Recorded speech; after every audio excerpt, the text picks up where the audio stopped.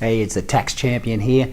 Pat Mannix back to talk to you about your first investment property once your business is starting to develop in your trading trust. So here goes. So the business has started to develop here for Mum and Dad Smith in their trading trust, and the business is Living Pets Proprietary Limited, and Mum performs operations as a fully flourished vet on pets and keeps them living. So the business is starting to do pretty well, and it's making about $200,000 profit. So it's starting to do well. Mum and Dad Smith, they want to start doing some investments, and their chosen vehicle at this stage of their financial life is property. So we would be saying, look, number one thing these days, with the amount of legal problems that people have and people being attacked these days legally, as I've said before, New South Wales, I think, was about the third most litigious state in the world. So you can imagine Victoria, SA, WA, Queensland, etc. can't be too far behind.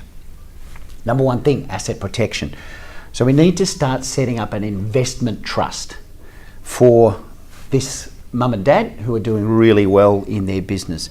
The investment trust, okay, has a trustee company.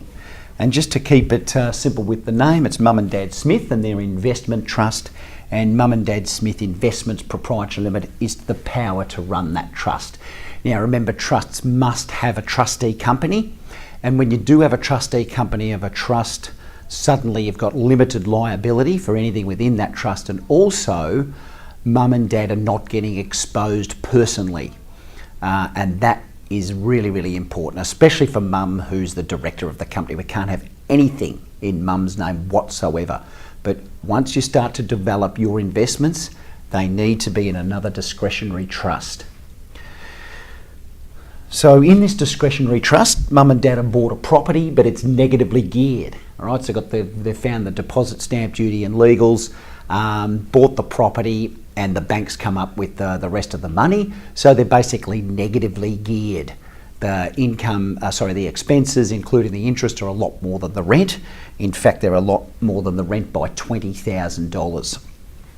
So this $20,000 loss from the property sitting in this investment trust, that cannot be written off for tax. So losses in trusts need to be carried forward.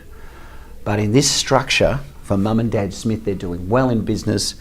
We distribute, remember, before the end of the financial year, usually in the last week of June, the trustees have to decide on the money that's made in the trust, where it goes.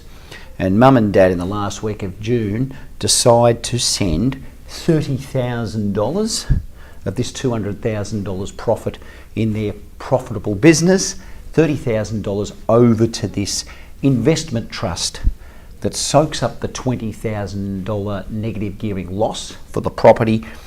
And this trust here then has a $10,000 profit or trust income, and we then get that taxed at the corporate income tax rate. So 3 key ingredients, folks. Doing well in business, send $30,000 from a profitable trading trust, asset protection over to an investment trust. So don't ever put passive growth assets like property and managed funds in a trading trust, because this trust is running a business and things are at risk. So you put profit over here, number one. Number two, you've bought the property in an investment trust. Number two, it offsets the loss. The profit of $30,000 here offsets the loss. You end up with $10,000 profit. And third thing, send it down to the Smith corporate company here to pay a company tax rate. For one family starting to do well in business, this structure here is what us as the small business tax champions would be advising most of our clients in this situation. This is the rule. There's always going to be exceptions, but that is it. If you got any questions, drop us a line. See ya.